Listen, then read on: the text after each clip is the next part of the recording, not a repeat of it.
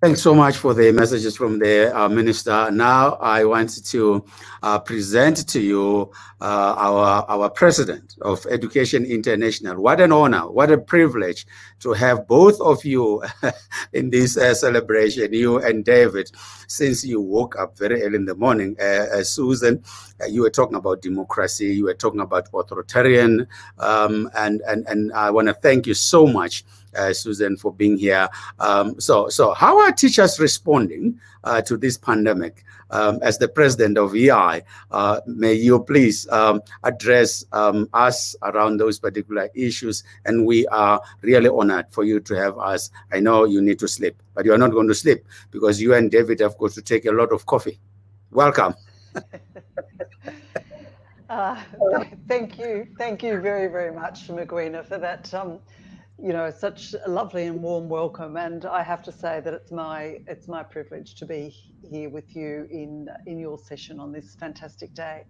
And it's also fantastic for me to be following on from our previous EI president, Tulas Nexi, who of course is now your Minister for Education in South Africa. Colleagues and friends, it is my great pleasure to join you to celebrate this dedication of teachers to impact generations and nations the world over. Unlike previous years, today we honour teachers facing extraordinary circumstances occasioned by the COVID-19 pandemic, ravaging the entire world.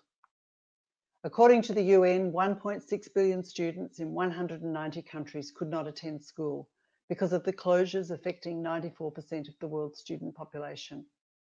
This has reduced opportunities for access and retention of children in school, and more so the vulnerable, many of whom are found in Africa, girls and boys, children with disabilities and rural children, among others.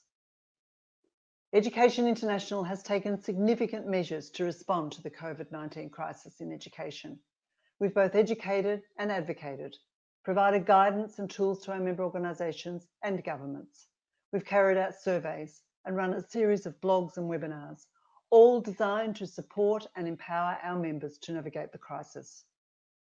The COVID-19 pandemic should remind us of the essential role of teachers and education support personnel. Everyone has the duty to accord them the respect and support they deserve.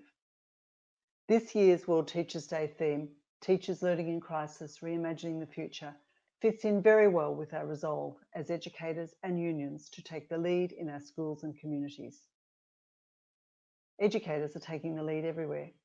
Teachers have had to come up with innovative but practical solutions to keep students engaged and learning while the schools were closed, using various media tools and platforms, including radio, television, the press, social media, take-home packages, and more. However, vast evidence from the EI survey launched earlier today shows that the vast majority of children in Africa have not been learning, mainly due to lack of digital infrastructure and electricity and the reality of poverty. So we owe our gratitude to all those teachers who have pushed on, doing all they can to support their students. Reimagining or reshaping the future cannot happen without educators. Teachers and education support personnel are not only policy implementers, but change agents. They prepare young people for work and for life. They impact communities and society at large.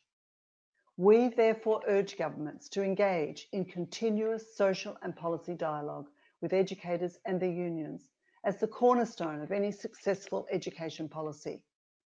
Ensure the health and safety of education communities. Make equity a top priority. Support the physical and emotional well-being of educators and students, and trust the professionalism of educators. Educators need training, continuous professional development, decent salaries, and working conditions. This respect and support is fundamental to the future of our nations. As Education International and education unions, we stand ready to continue working with governments and partners to improve the status of this great profession. Thank you.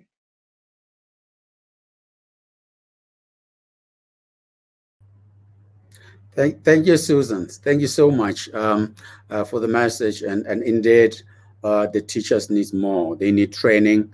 And we need to also train them whilst they're at the universities or colleges so that they can build resilience so that we are able to deal with the crisis in the future. Thank you for stating clearly how the teachers are responding to the pandemic.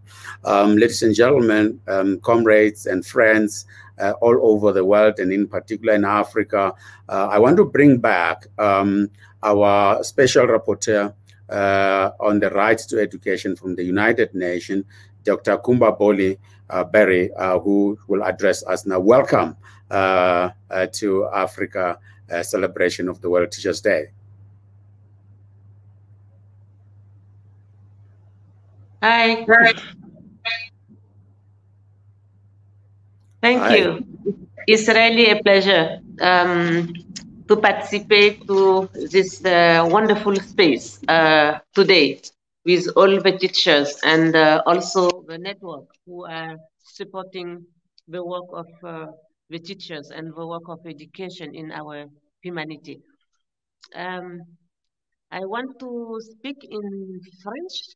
That's why I begin by saying thank you in English.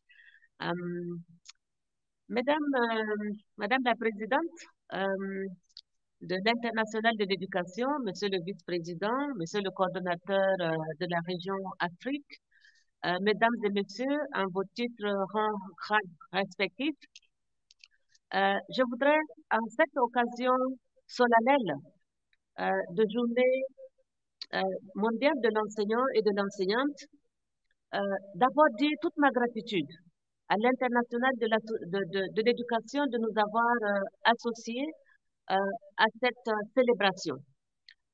C'est vraiment un message de gratitude, un message aussi de reconnaissance à vous en tant que réseau international, mais aussi en tant que réseau ayant des ramifications jusqu'au niveau de la base, au niveau des écoles, donc, et aussi des communes, mais aussi des régions, des provinces et au niveau national. Je voudrais vraiment vous féliciter pour votre capacité à mobiliser les enseignants au niveau mondial et à parler toujours d'une seule voix, malgré la diversité et malgré bien sûr souvent l'adversité. Parlant justement d'adversité, je voudrais parler de trois enjeux, de trois défis importants en ce qui concerne l'éducation aujourd'hui. Beaucoup d'intervenantes en ont déjà parlé. Pour moi, le premier défi par rapport à l'éducation aujourd'hui au niveau mondial, c'est la question d'accès à l'éducation. Et cette question d'accès, je voudrais juste, en tant que vraiment quelqu'un qui est commise pour le droit à l'éducation, insister sur le fait qu'avant la pandémie du Covid-19, il y avait 1 milliard d'êtres humains qui n'avaient pas la possibilité, bien sûr, d'accéder à leur droit à l'éducation. J'ai dit bien 1 milliard d'êtres humains. Et il y a 258 millions d'enfants et d'adolescents qui sont concernés. Et la majorité, ce sont bien sûr des femmes, ce sont des gens qui vivent en milieu rural, ce sont les réfugiés, les migrants, mais c'est aussi les personnes vivant en situation de handicap, mais c'est surtout les femmes et les filles, mais c'est aussi des groupes spécifiques comme les nomades, les pêcheurs, etc. Donc, pour moi, c'est important que le monde n'oublie pas que le Covid-19, c'est vrai, est venu fermer des salles de classe, fermer des centres d'alphabétisation, fermer des espaces de petite enfance, etc., etc. Mais qu'avant, bien sûr, cette pandémie, il y avait aussi ce monde. Et je voudrais justement demander à l'ensemble des gouvernements, dans leur façon de programmer, dans leur façon de faire ce dialogue politique, et particulièrement à l'éducation internationale, de ne pas oublier ces oubliés-là du monde par rapport à l'éducation. Le deuxième élément important pour moi, c'est toutes ces questions de qualité, et on parle de l'Afrique. C'est vrai, quelque part, aujourd'hui, dans une bonne partie, les études de l'UNESCO, mais aussi de la Banque mondiale et du Global Partnership for Education, en parlent et mettent sur la table tout ce qui a été fait en termes de données statistiques pour dire que souvent, Les enfants sont en classe pour une dizaine d'années, mais c'est la moitié à peine de ces enfants qui sortent de là avec un minimum de capacité et de compétences de la vie. Et ça, je pense que c'est un enjeu fondamentalement important. Il y a aussi les questions de gouvernance. C'est vrai, souvent, on en parle. Et cette question de gouvernance, le système éducatif aujourd'hui, il est tout le temps centralisé. Il faut que le système éducatif se décentralise. Il faut qu'on donne de l'espace aux écoles, aux régions, aux provinces et aux communes, mais surtout donner l'espace aux acteurs fondamentaux du système éducatif, qui sont les apprenants et les apprenantes, mais aussi qui sont les enseignants et les enseignantes et leur réseau. C'est ça la gouvernance du système éducatif. Il faut donner la parole, il faut permettre l'expression des réseaux d'enseignants et des réseaux des apprenants et des apprenantes. C'est fondamentalement important. Et pour moi, un des défis aussi essentiels, c'est justement la ligne. Le droit à l'éducation, c'est de dire il faut une éducation publique de qualité, mais aussi gratuite et inclusive. C'est ça la ligne. Mais on voit aujourd'hui de plus en plus qu'en Afrique, il y a une sorte de tendance à la privatisation de l'éducation de base jusqu'à l'enseignement supérieur. Dans certains cas, c'est entre 10, 20 et des fois, on va jusqu'à 40-50% qui sont occupés par l'espace de la privatisation. Je crois que c'est un enjeu fondamentalement important pour le futur et particulièrement important pour les enseignants et les enseignantes. L'autre dimension aussi importante, je pense que pour moi, en termes de défi, c'est la capacitation des enseignants. Pratiquement tout le monde en a parlé. On constate qu'il y a une sorte de baisse. On prend juste des chiffres proposés par l'UNESCO. On voit qu'en 2013, en Afrique, par exemple, on était presque à 70%, à plus de 70% d'enseignants et d'enseignantes qui ont pu bénéficier de la formation. Mais en 2005, ils étaient presque 78% qui ont bénéficié de cette formation, de cette capacitation avant de démarrer, bien sûr, les cours. Ça veut dire qu'il y a cette tendance à la baisse, que ce soit pour le continent africain ou le continent asiatique, particulièrement la tendance à la baisse pour la formation des enseignants, leur formation initiale, mais la formation continue surtout, qui va faire appel à la qualité, est en train de baisser. Et ça, je crois que c'est un enjeu fondamentalement important sur lequel il va falloir se positionner. Toutes les questions aussi de gouvernance, mais aussi de financement de l'éducation. Des fois, en Afrique, ce n'est pas parce qu'il manque des ressources financières, mais c'est la priorisation. Là où on doit mettre les ressources financières, c'est quoi la priorité? Et cette priorité, il faut qu'elle soit décidée, concertée avec les réseaux des enseignants. Et je voudrais vraiment encore dire, par rapport à la gouvernance de l'éducation en Afrique, les enseignants et leurs réseaux ne sont pas des adversaires au gouvernement des Africains, au gouvernement africain, des pays africains. Il faut absolument que ce message soit entendu par les gouvernements des pays africains. C'est un appel solennel que je lance au gouvernement des pays africains. S'il vous plaît, concertez-vous avec les réseaux des enseignants et des enseignantes.